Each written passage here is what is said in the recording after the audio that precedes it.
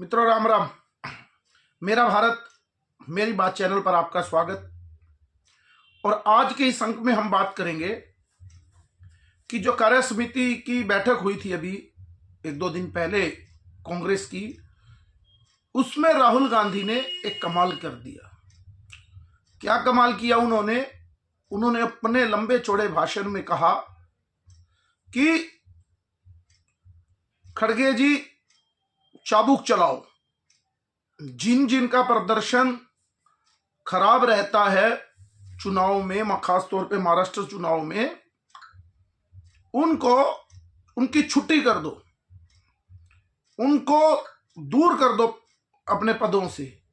लेकिन सच्चाई यही है कि उसमें सबसे बड़ी जिम्मेवारी राहुल गांधी पर आएगी।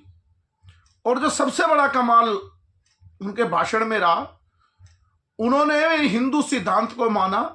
उन्होंने उस बैठक में कहा कि कांग्रेस का बार बार पुनर्जन्म होता है, कांग्रेस फिर खड़ी होगी, फिर पैदा होगी, फिर मरती है। लेकिन बीच में ही खड़गे जी ने टोक दिया उनको कि नहीं नहीं, कांग्रेस का पुनर्जन्म नहीं होगा, क्योंकि कांग्रेस तो अजर अमर है। उन्होंने कहा हाँ, खड़गे जी ठीक कह रहे हैं, कांग्रेस अजर अमर है। यानी कि अपनी बात पर भी वो टिके नहीं रह पाए और अजर अमर की बात करते हैं, पुनर्जन्म की, यानी कि हिंदू सिद्धांतों की बात तो उन्होंने की। और कहा कि जो इस असफलता के लिए जिम्मेवार हैं, जो आपस में झगड़ा है उसकी वजह से हार होती है, और जो इस हार के लिए जिम्मेवार हैं उनको संगठन से दायित्व मुक्त कर दो। पहले तो यही नहीं पता उनका संगठन नीचे तक कितना है, लेकिन चलो उन्होंने माना। लेकिन राहुल गांधी की 80 हार के बाद क्या जिम्मेवारी है वो कभी तय नहीं कर सकता। ना उनमें खड़गे जी की ताकत है और ना किसी और कांग्रेसी की ताकत है कि कभी राहुल गांधी को भी कह दें कि हार की जिम्मेवारी अपनी है। दूसरों की जिम्मेवारी तय करते करते फिर अंत में वही कैसेट। पहले तो वो कहते थे ईवीएम खराब है, अब उन्होंने पूरे सिस्टम को ही खराब बता दिया कि नहीं, पूरी चुनावी प्रक्रिया ही खराब है। और जो महाराष्ट्र में नतीजे आए हैं वो साबित करते हैं कि हमारा अच्छा काम है, हमने मोदी को धूल चटाई, झारखंड के अंदर हमारी जीत हुई, वहां पर चुनावी प्रक्रिया सब ठीक हो गई। लेकिन हरियाणा और महाराष्ट्र की जो चुनावी प्रक्रिया है उसको लेकर उन्होंने कहा कि ये पूरी चुनावी प्रक्रिया फेल है और हम इसके खिलाफ एक आंदोलन करेंगे। फिर उन्होंने प्रक्रिया को खराब बताते बताते ये कहा कि जितना पोल हुआ उससे ज्यादा वोटों की गिनती हो गई। अब राहुल गांधी जी को कौन समझाए, आज तक सिंपल सा चुनावी मेथड है। जब भी चुनाव पोल की बात आती है, 5 बजे तक 58% उन्होंने कहा पोल हुआ और बाद में 65-66% वोट पोल हो गया। 5 बजे के बाद पहली बात तो आज तक 6 बजे तक वोट पोल होते हैं। उसके बाद 1 घंटा आधा घंटा 6 बजे के बाद कुछ लोग लाइन में ना भी लगे हों, लाइन में लगे हों तो आधा घंटा पोलिंग होती है।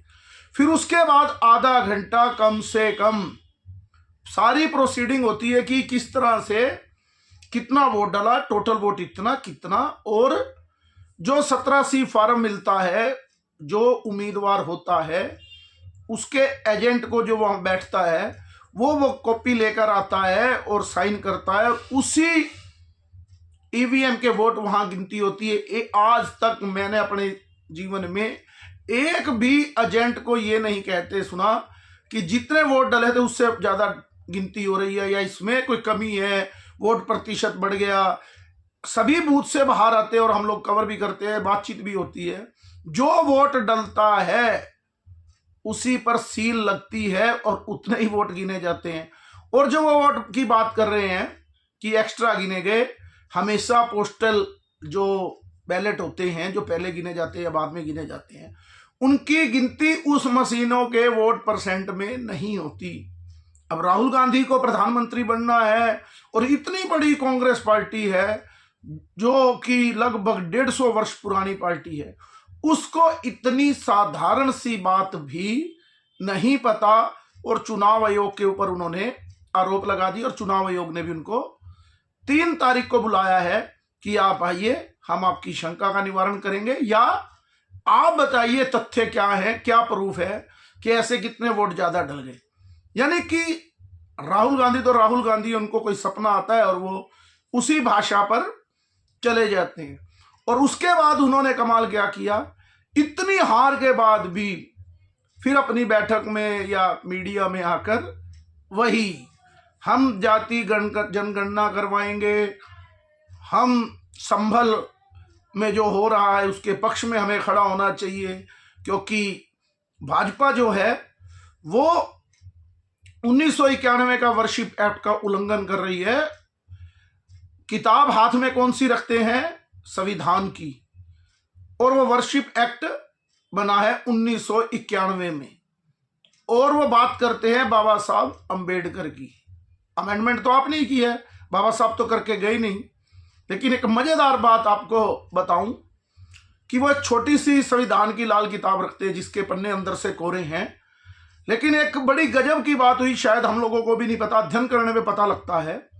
1947 में जो संविधान की असली प्रारूप है, जिसमें सेकुलर शब्द भी नहीं है, समाजवाद शब्द भी नहीं है, जो 1975 में जोड़े, लेकिन आज का विषय वो नहीं था।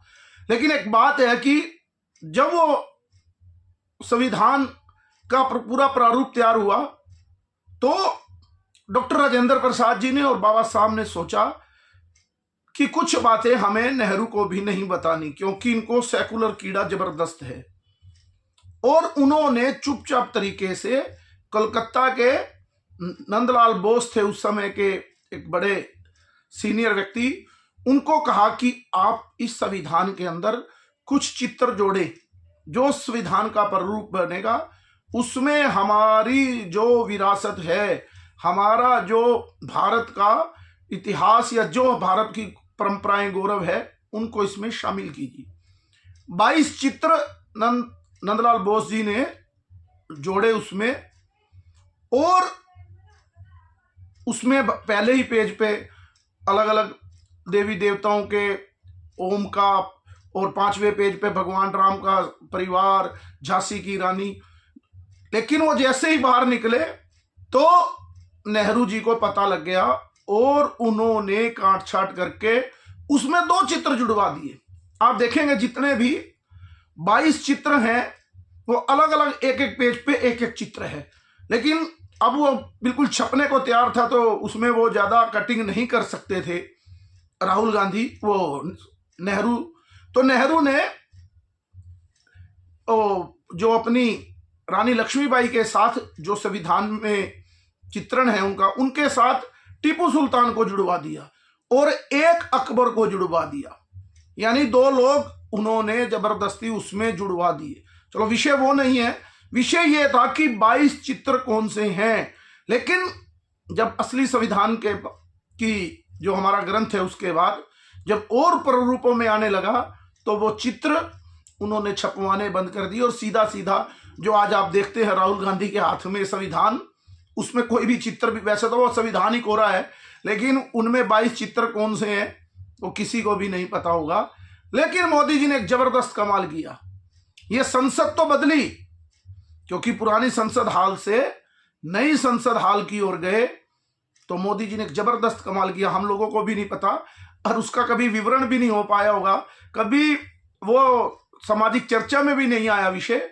मोदी जी ने जो 1947 में मूल संविधान था उसकी कॉपी 543 संसद सदस्य और जो 243-45 जो राज्यसभा के सदस्य हैं उनको एक एक प्रति दे दी। उनमें वो 22 चित्र यानी कि जो संविधान का ओरिजिनल स्वरूप है वो सबको पकड़ा दिया। अब कांग्रेसी भी देख रहे हैं कि इसमें तो स्वरूप सब है, लेकिन जो वो संविधान राहुल गांधी और जो कांग्रेसी पढ़ते हैं उसमें ये है नहीं। लेकिन वो कुछ बोल नहीं पाए क्योंकि उनको पता था अगर इस पे हल्ला कर दिया तो कांग्रेस के जो काले पाप हैं वो भी निकल आएंगे। ये तो मैंने बीच में वैसे उदाहरण दिया, लेकिन मेरे कहने का मतलब कि राहुल गांधी कैसे कैसे कमाल कर रहे हैं संविधान को लेकर और उन संस्थाओं को लेकर जो 1991 वर्षिप एक्ट की बात कर रहे हैं। उसमें कांग्रेस ही भूल गई, क्योंकि वकील लोग बड़े खतरनाक है और उसमें बड़ी चीजें निकाल रहे हैं। उसमें कांग्रेस ही भूल गई कि इसमें लिखना क्या है। उसमें स्पष्ट है कि जो एएसआई द्वारा अधिकृत जगह है उन पे ये एक्ट लागू नहीं होता। और 1947 से पहले, यानी 1947 में जिसका जो स्वरूप था वही टिका रहेगा। अब वो स्वरूप क्या था 1947 में, इसका फैसला कौन करेगा कि वो मस्जिद थी क्या मंदिर? क्योंकि अब सभी आप देखेंगे जो मुस्लिम बुद्धिजीवी और आजकल तो संजय राउत जैसे व्यक्तियों ने भी, जिन्होंने चंद्रचूड़ को अपना भगवान बनाया था इलेक्ट्रॉन बॉम्ब के बाद, वो आज गाली निकाल रहे हैं कि चंद्रचूड़ ने मामला खराब कर दिया, क्योंकि उन्होंने एक विषय लिख दिया अपने फैसले में राम जन्मभूमि वाले में कि जहां एक बार मंदिर बन जाता है वो जमीन उस देवता की हो जाती है, उससे छेड़छाड़ नहीं हो सकती। यानी जिसके नीचे मंदिर है वो तो मंदिर ही रहा, क्योंकि उसमें तो छेड़छाड़ हो ही नहीं सकती।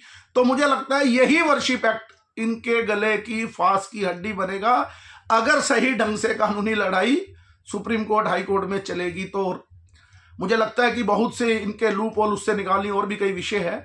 तो आज वर्शिप एक्ट की बात नहीं उन्होंने कहा, तो मैं इस विषय को लिया कि वर्शिप एक्ट के बारे में, कि राहुल गांधी हर जगह कमाल कर रहे हैं। एक कमाल और किया उन्होंने, मुझे लगता है इतिहास में पहली बार हुआ होगा, अगर कोई नेता बाहर चला गया बीमार हो तो अलग बात, संसद का सत्र शुरू हो और विपक्ष का नेता पहले दिन ही गैर हाजिर हो, यहां होने के बावजूद, यानी कि संसद के प्रति, क्योंकि विपक्ष को तो संसद में रहकर ही सत्ता पक्ष को घेरना है, जवाब मांगना है। आप देखते होंगे जहां भी सत्ता पक्ष संसद या विधानसभा की कार्रवाई करता है तो विपक्ष चाहे कोई भी पार्टी का हो, अगर कांग्रेस की सरकार है तो वहां भाजपा, जहां भाजपा की सरकार है तो कांग्रेस, या कोई भी हो, विपक्ष कहता है कि थोड़ा समय दिया है, ज्यादा समय मिलना चाहिए विधानसभाओं में हमें बोलने के लिए। लेकिन क्योंकि बहुत रिकॉर्ड होनी है वहां, तो पहले दिन ही मुझे लगता है इतिहास में ऐसा ही होगा। कोई बाहर जाए तो अलग बात है या वो किसी परिस्थिति वो हो, लेकिन पहले दिन ही राहुल गांधी संसद के सत्र में पहले दिन ही गायब रहे। अगले दिन 26 तारीख को, क्योंकि 25 से सेशन शुरू हुआ था, तो 26 तारीख को जब संविधान दिवस था तो राष्ट्रपति जी, एक कार्यक्रम चल रहा है, उसकी मुख्य अतिथि थी, प्रधानमंत्री थे और सभी लोग थे, उपराष्ट्रपति थे, विधानसभा अध्यक्ष थे, जेपी नड्डा जी थे। इसी कड़ी में विपक्ष के नेता के नाते राहुल गांधी जी भी मंच पर थे।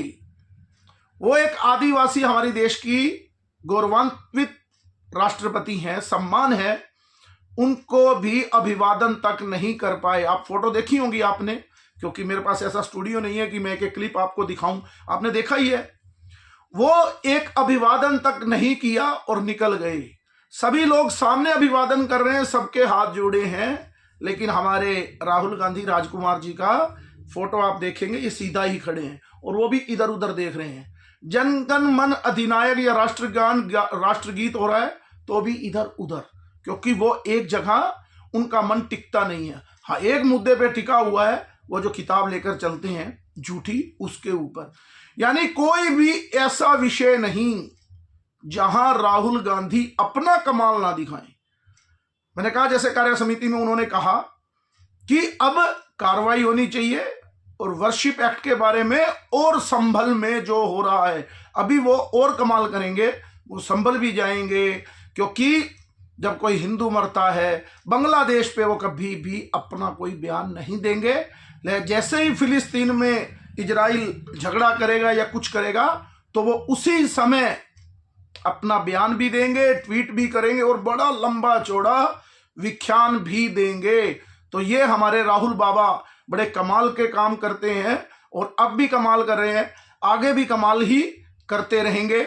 आज के अंक में इतना ही। मेरे इस चैनल को लाइक कीजिए, सब्सक्राइब कीजिए और ज़्यादा से ज़्यादा शेयर कीजिए। भारत माता की जय, वंदे मातरम, जय श्री राम।